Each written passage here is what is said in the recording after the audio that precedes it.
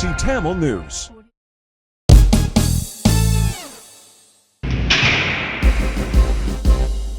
TBC News Highlights.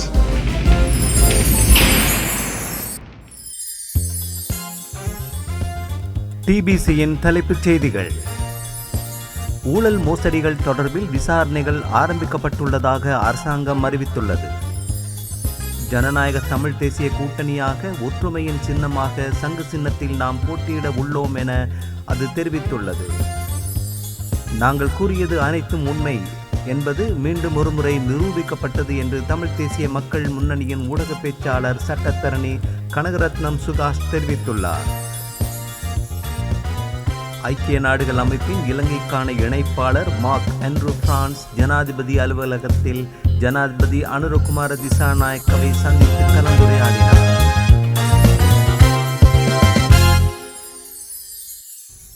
வணக்கம். நீங்கள் இணைந்திருப்பது டிபிசியின் காலை தமிழ் செய்திகளுடன். இனி விரிவான செய்திகளை பார்ப்போம். ஊழல் மோசடிகள் சம்பந்தமான விசாரணைகள் ஆரம்பிக்கப்பட்டுள்ளதாக ஜேவிபியின் நிறைவேற்றுக்குழு உறுப்பினர் KD லால்காந்த் தெரிவித்துள்ளார். கண்டியில் நடைபெற்ற ஊடகவியலாளர் சந்திப்பில் கலந்து கொண்டு உரையாற்றும் போதே அவர் இவ்வாறு தெரிவித்தார். ஊழல் மோசடிகள் தொடர்பிலான விசாரணைகளை குற்றப்புலனாய்வு பிரிவினர் முன்னெடுப்பார்கள். அத்துடன் லஞ்சம் மற்றும் ஊழல் தொடர்பான விசாரணை ஆணைக்குழுவும் அது தொடர்பிலான நடவடிக்கைகளை முன்னெடுக்கும். அதற்காக முழு அரச கட்டமைப்பும் முறையாக செயற்படும் என்று குறிப்பிட்டார். விசாரணைகளை முன்னெடுப்பதற்காக அரச கட்டமைப்பில் காணப்பட்ட அனைத்து தடைகளையும் நீக்கியுள்ளோம். அனைத்து அதிகாரிகளையும் புதிதாக நியமித்துள்ளோம் என்றும் கூறினார். ஊழல் மோசடிகள் சம்பந்தமான விசாரணைகள் ஆரம்பிக்கப்பட்டுள்ளது. எமக்கு சவால் விடுத்தவர்களுக்கு இன்னும் சில நாட்களில் உரிய பதில் கிடைக்கும். இலங்கையின் அரசியலில் இதுவரையில் மக்கள் பிரதிநிதிகள் என்ற பிரிவு காணப்படவில்லை என்று சுட்டிக்காட்டினார். தற்போது 3 பிரதிநிதிகள் காணப்படுகின்றார்கள். அந்த 3 பேரும் தற்போது நாட்டை நிர்வகிக்கின்றார்கள். அடுத்த பொது தேர்தலின் பின்னரே புதிய அமைச்சரவை உருவாக்கப்படும்.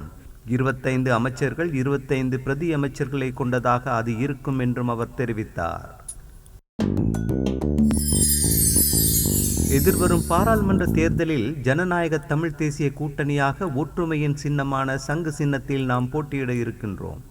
அதிலும் வடகிழக்கு முழுவதும் நாம் போட்டியிடுகின்ற அதே நேரத்தில் கொழும்பிலும் இம்முறை போட்டியிடுவது தொடர்பில் ஆராய்ந்து வருகின்றோம் என்று EPRLF கட்சியின் தலைவரும் ஜனநாயக தமிழ் தேசிய கூட்டணியின் ஊடக பேச்சாளருமான சுரேஷ் பிரேமச்சந்திரன் தெரிவித்தார். யாழில் உள்ள அவரது இல்லத்தில் நேற்று நடத்திய ஊடக சந்திப்பின் போதே அவர் இவ்வாறு கூறினார். அத்துடன் நடைபெற்று முடிவடைந்திருக்கின்ற ஜனாதிபதி தேர்தலில் வடக்கு கிழக்கை மையப்படுத்திய தமிழ் தேசிய கட்சிகள் மற்றும் சிவில் சமூகங்களை ஒன்றிணைத்த தமிழ் மக்கள் பொதுச்சபை ஆகியன இணைந்து பொது வேட்பாளர் ஒருவரை நிறுத்தியிருந்தது. அந்த பொது வேட்பாளரின் தேர்தல் சின்னமாக சங்கு சின்னமும் வழங்கப்பட்டு அதற்கான பிரச்சாரங்களும் முன்னெடுக்கப்பட்டதற்கமைய தமிழ் மக்களின் ஒற்றுமையை வலியுறுத்தி லட்சக்கணக்கான மக்கள் அங்கு வாக்களித்தும் இருந்தனர். இதேபோன்று பல்வேறு கட்சிகளை உள்ளடக்கியதாக ஒற்றுமையை வலியுறுத்தி ஓரணியில் பாராளுமன்ற தேர்தலில் ஜனநாயக தமிழ் தேசிய கூட்டணியாக நாங்கள் போட்டியிடுகின்றமையால் தமிழ் மக்களின் ஒற்றுமை சின்னமாக விளங்கிய சங்கு சின்னத்தை எமது கூட்டணியின் சின்னமாக்குவதற்கு தீர்மானித்திருக்கிறோம். இதற்கமைய தமிழ் தேசிய பொது கட்டமைப்பின் ஒருமித்த தீர்மானமாக சங்கு சின்னத்தை அதில் அங்கம் வகித்த ஜனநாயக தமிழ் தேசிய கூட்டணிக்கு வழங்குவதற்கு ஒப்புதல் வழங்கப்பட்டு இருந்தது. அதன் அடிப்படையில் சங்கு சின்னத்தை ஜனநாயக தமிழ் தேசிய கூட்டணிக்கு வழங்குமாறு தேர்தல் ஆணையாளரிடம் கோரிக்கை விடுத்திருந்தோம். அந்த கோரிக்கையின் அடிப்படையில் தேர்தல் ஆணையத்தால் அங்கு சங்கு சின்னம் எமக்கு வழங்கப்பட்டு இருக்கிறது என்றார்.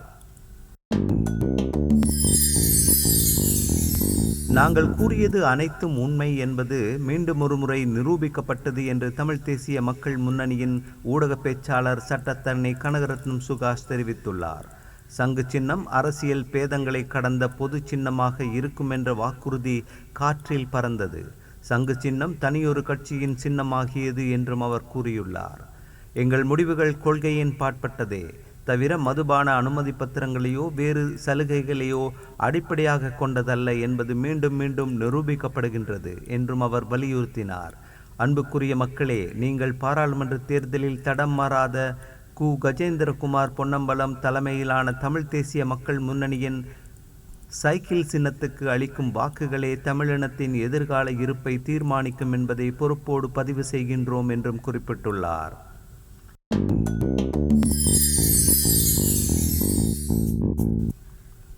முன்னாள் ஜனாதிபதி ரணில் விக்ரமசிங்காவை ஆதரித்த பாராளுமன்ற உறுப்பினர்களில் பெரும்பான்மையானோர் பொதுத் தேர்தலில் எரிவாயு சிலிண்டர் சின்னத்தில் போட்டியிட விருப்பம் தெரிவித்துள்ளனர். கொழும்பு ஃப்ளவர் வீதியில் உள்ள முன்னாள் ஜனாதிபதி ரணில் விக்ரமசிங்காவின் தேர்தல் காரியாலயத்தில் இடம்பெற்ற கலந்துரையாடலில் அந்த இணக்கப்பாடு எட்டப்பட்டுள்ளது. குறித்த கலந்துரையாடலில் முன்னாள் அமைச்சர்களான ரமேஷ் பத்திரன, காஞ்சன விஜயசேகர மற்றும் ஜீவன் தொண்டமான் உள்ளிட்ட பலர் கலந்து கொண்டனர். ஜனாதிபதி தேர்தலில் முன்னாள் ஜனாதிபதி ரணில் விக்ரமசிங்காவுக்கு ஆதரவளித்த அனைத்து கட்சிகளும் பொது தேர்தலில் எரிவாயு சிலிண்டர் சின்னத்தில் கூட்டணி அமைத்து போட்டியிடுவதற்கு தேர்தல் ஆணைக்குழுவின் அங்கீகாரம் கிடைத்துள்ளதாக தெரிவிக்கப்படுகிறது. குறித்த கலந்துரையாடலில் கலந்து கொண்ட இலங்கை தொழிலாளர் காங்கிரசின் பொதுச் செயலாளர் ஜீவன் தொண்டமான் பொது தேர்தலில் போட்டியிடுவது தொடர்பான இறுதி தீர்மானம் கட்சியின் தேசிய சபையில் கலந்துரையாடிய பின்னரே தீர்மானிக்கப்படும் என அறிவித்துள்ளார். ஐக்கிய நாடுகள் அமைப்பின் இலங்கைக்கான இணைப்பாளர் மார்க் ஆண்ட்ரூ பிரான்ஸ் ஜனாதிபதி அலுவலகத்தில் ஜனாதிபதி அனுரகுமார திசாநாயக்கவை சந்தித்து கலந்துரையாடினார். இதன்போது ஐக்கிய நாடுகள் பொதுச் செயலாளர் அன்டோனியோ குட்டாரவின் வாழ்த்து செய்தியை ஐக்கிய நாடுகள் அமைப்பின் பதிவிட இணைப்பாளர் ஜனாதிபதி அனுரகுமார திசாநாயக்கவிடம் வழங்கி வைத்தார். கடந்த ஜனாதிபதி தேர்தலில் ஜனாதிபதி அனுரகுமார திசாநாயக்கவின் பண்பான தன்மைக்கும் வாழ்த்து தெரிவித்த இணைப்பாளர் ஜனாதிபதியின் தேர்தல் விஞ்ஞாபனத்தையும் வரவேற்றார். மக்கள் எதிர்பார்ப்புகள் அதிக அளவில் காணப்படுவதால் எதிர்வரும் காலம் சவாலானதாக அமையும் என சுட்டிக்காட்டிய ஐக்கிய நாடுகள் இணைப்பாளர் சர்வதேச நாணய நிதியத்துடனான இலங்கையின் வேலை திட்டம் மற்றும் வறுமை ஒழிப்பு முயற்சிகளுக்கு ஐக்கிய நாடுகள் ஒத்துழைப்பு வழங்கும் எனவும் உறுதியளித்துள்ளார். ஜனாதிபதியின் தேர்தல் விஞ்ஞாபனத்தில் குறிப்பிடப்பட்டிருக்கும் ஊழல் ஒழிப்பு திட்டத்துக்கு பாராட்டு தெரிவித்த மார்க் ஆண்ட்ரூ அந்த முயற்சிகளுக்கு ஐக்கிய நாடுகள் தொழில்நுட்பம் மற்றும் நிதி உதவிகளை வழங்கும் எனவும் உறுதியளித்தார். அதேபோல் சமூகத்தில் தேசிய சமாதானத்துக்கான புதிய அரசாங்கத்தின் பூர்வாக முயற்சிகளுக்கு பாராட்டு தெரிவித்த பதிவிட இணைப்பாளர் ஒவ்வொரு தரப்பினருக்கும் மத்தியில் நம்பிக்கையை கட்டியெழுப்புவதற்கான ஜனாதிபதியின் அர்ப்பணிப்புக்கு பாராட்டு தெரிவித்தார். அதேபோல் நாட்டுக்கு நிலையான சமாதானத்தை உருவாக்குவதற்கும் ஐக்கிய நாடுகள் அமைப்பு முழுமையான ஒத்துழைப்பு வழங்கும் எனவும் அவர் உறுதியளித்தார்.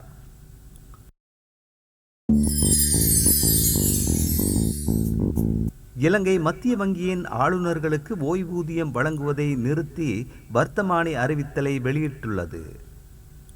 செப்டம்பர் 25ஆம் தேதி வெளியிடப்பட்ட வர்த்தமானியின்படி ஆளுநராக நியமிக்கப்பட்ட ஒருவருக்கு ஓய்வூதியம் வழங்குவது 11 செப்டம்பர் 24 முதல் நிறுத்தப்பட்டுள்ளதாக குறிப்பிடப்பட்டுள்ளது. குறித்த திகதிக்கு பின்னர் இலங்கை மத்திய வங்கியினால் ஓய்வூதிய கொடுப்பனவுகளுக்கான கோரிக்கைகள் எதுவும் செய்யப்படாது என வர்த்தமானி மேலும் கூறுகிறது. முன்னாள் ஆளுநருக்கு எதிராக குற்றவியல் விசாரணை அல்லது நீதிமன்றத்தின் முன் விசாரணை நடந்தால் அத்தகைய முன்னாள் ஆளுநருக்கு ஓய்வூதியம் வழங்குவது இடைநிறுத்தப்பட்டு அல்லது அத்தகைய விசாரணை அல்லது நடவடிக்கைகள் முடிவடையும் வரை இடைநிறுத்தப்படும் என்றும் அது மேலும் கூறியது. இந்த வர்த்தமானி 1949ஆம் ஆண்டின் 58ஆம் இலக்க பணச்சட்டத்தின் விதிகளின்படி வெளியிடப்பட்டுள்ளது.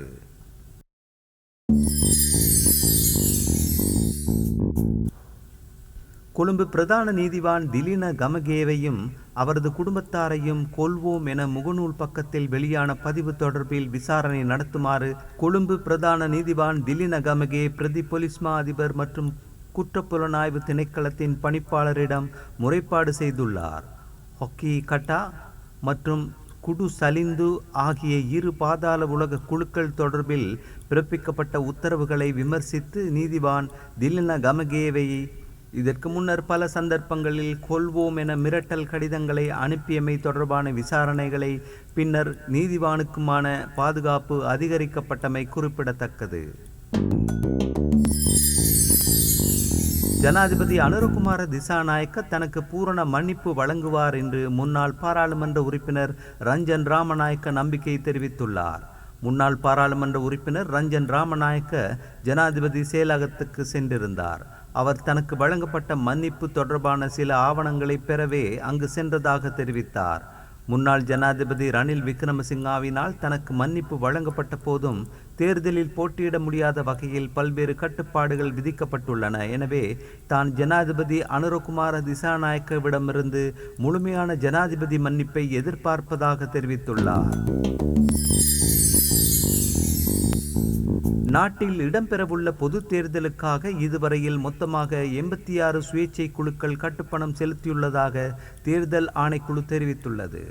மட்டக்களப்பு மாவட்டத்தில் மாத்திரம் இதுவரையில் 28 சுயேட்சை குழுக்கள் கட்டுப்பணம் செலுத்தியுள்ளதாக மேலும் அறிவிக்கப்பட்டுள்ளது.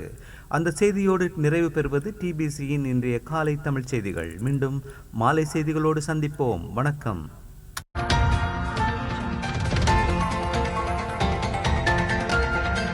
TBC Tamil News.